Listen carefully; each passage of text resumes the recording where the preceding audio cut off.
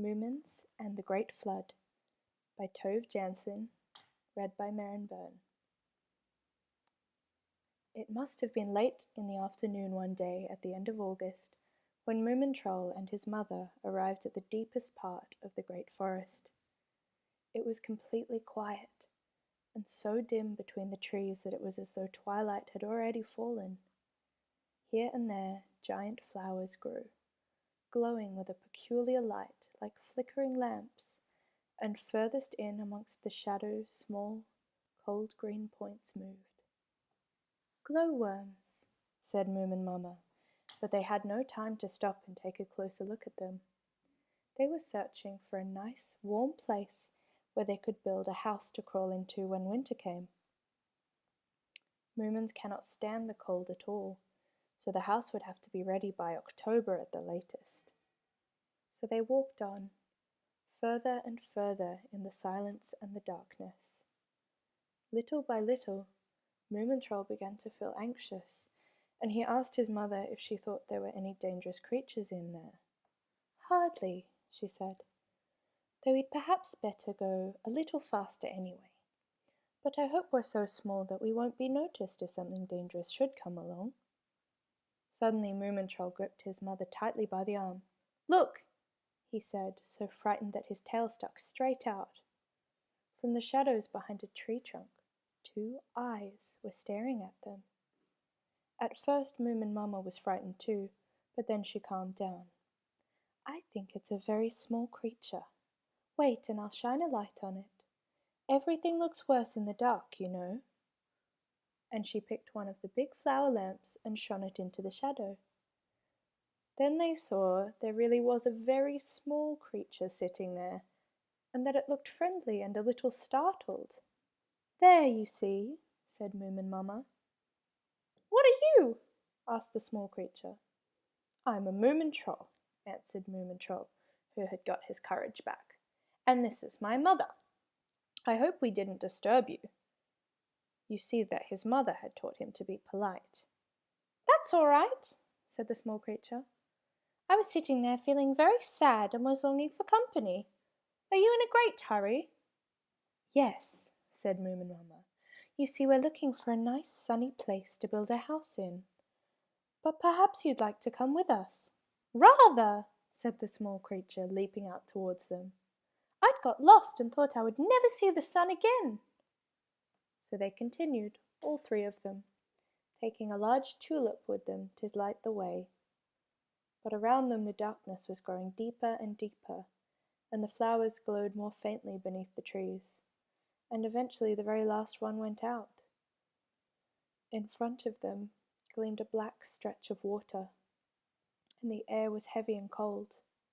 "How dreadful!" said the small creature. "That's the swamp. I don't dare go there." "Why's that?" asked Moomin Mamma. "Oh, because that's where the great serpent lives," said the small creature in a very low voice, looking about him in all directions. "Pah!" said Moomin Troll, wanting to show how brave he was. "We are so small that we probably won't be noticed. But how will we ever find the sunshine if we don't dare to get across? Now come with us." "Perhaps a bit of the way," said the small creature, "but be careful. It's for your account and risk." So they stepped as quietly as they could from tussock to tussock. The black mud bubbled and whispered all around them, but as long as the tulip lamp burnt, they felt calm. At one moment, Moomin Troll slipped and nearly fell in, but his mother caught hold of him at the last moment. "We shall have to continue by boat," she said. "Now your feet are all wet. Why, you'll catch a cold." Then she got out a dry pair of socks for him from her handbag, and lifted him and the small creature up onto a big round water lily leaf. They all 3 stuck their tails in the water like paddles, and then they steered straight out onto the swamp. Beneath them they glimpsed dark creatures that swarm out and in between the roots of the trees. There was a splashing and a ducking, and the mist came squealing over them. Suddenly the small creature said, "I want to go home now." "Don't be afraid, small creature," said Moomin Troll in a quavering voice. we'll sing something cheerful. And at that very moment their tulip went out, and it was completely dark. And from the darkness they heard a hissing, and felt the water lily leaves swaying. "Quick, quick!" cried Moomin Mamma. "The great serpent is coming!" They stuck their tails in deeper and paddled with all their might, so that the water gushed at the prow. Now they could see the serpent swimming behind them. It looked nasty, and its eyes were cruel and yellow. They paddled as hard as they could, but it kept gaining on them, and was already opening its mouth with its long quivering tongue. Moomintroll put his hands in front of his eyes and cried, "Mama!" And then he waited to be eaten. But nothing happened. Then he looked curiously between his fingers. Something very remarkable had happened. Their tulip was glowing again.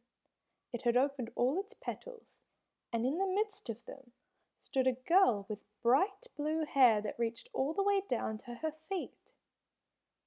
Brighter and brighter glowed the tulip.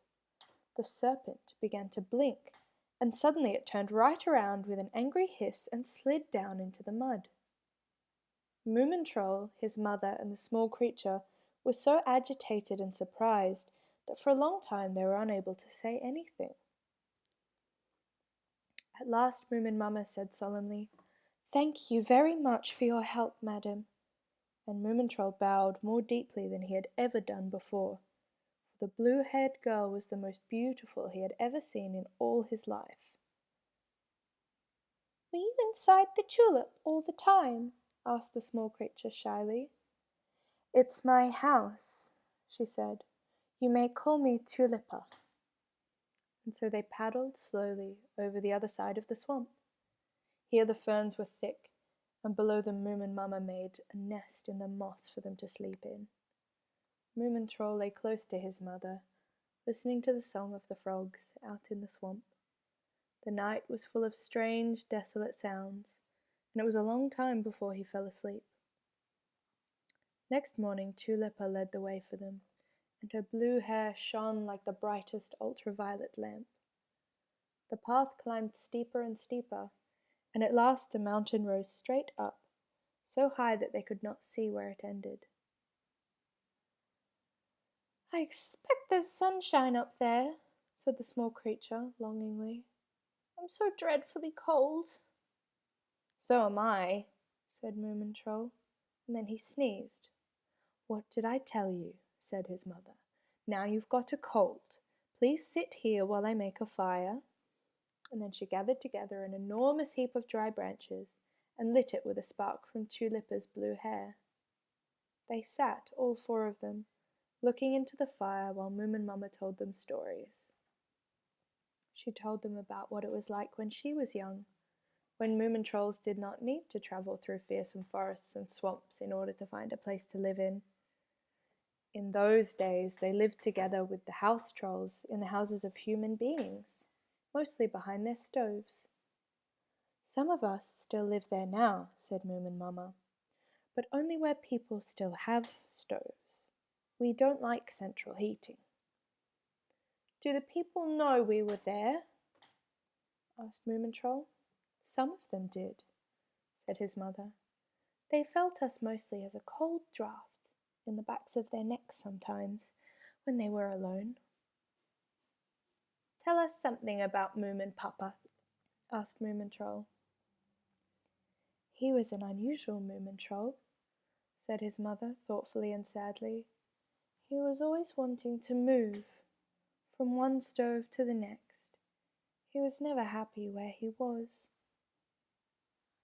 And then he disappeared, took off with the Hattifatteners, those little wanderers." "What sort of folk are they?" asked the small creature. "Little troll creatures," explained Moomin Mamma. "They're mostly invisible. Sometimes they can be found under people's floors, and you can hear them pattering about when it's quiet in the evenings.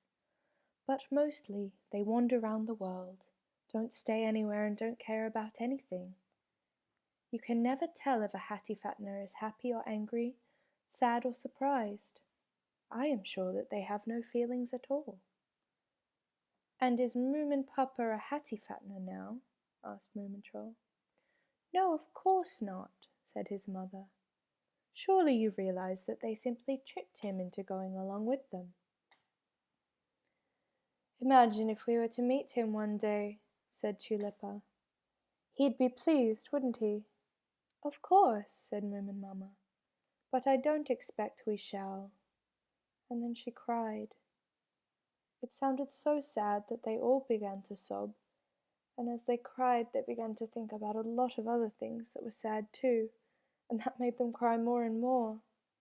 Tulipa's hair turned pale with sorrow and lost all its shine. When they had gone on like this for a good while, a stern voice suddenly rang out, saying, "What are you howling for down there?" They stopped at once and looked around them in all directions, but could not discover who it was who was talking to them. At the same time, a rope ladder came dangling down the rock face. High up there, an old gentleman stuck his head out through the door in the mountain. "Well?" he shouted. "Pardon me," said Tulipa, curtsying, "but you see, sir, it's all really very sad. Moomin Papa has disappeared, and we're cold and can't get over this mountain to find the sunshine, and we haven't anywhere to live." "I see," said the old gentleman. "You'd better come up to my place, then. My sunshine is the finest you could imagine." It was quite hard to climb up the rope ladder, especially for Moomintroll and his mother, as they had such short legs. "Now you must dry your feet," said the old gentleman, and drew the ladder up after them. Then he closed the door very carefully, so that nothing harmful could sneak inside.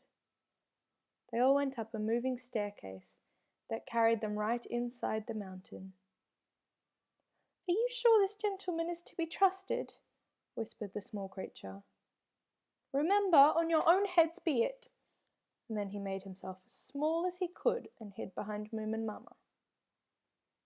Then a bright light shone towards them, and the moving staircase took them straight into a wonderful landscape. The trees sparkled with colour and were full of fruit and flowers they'd never seen before, and below them in the grass lay gleaming patches of white snow. "Hurrah!" cried Moomintroll, and ran out to make a snowball. "Be careful, it's cold," called his mother.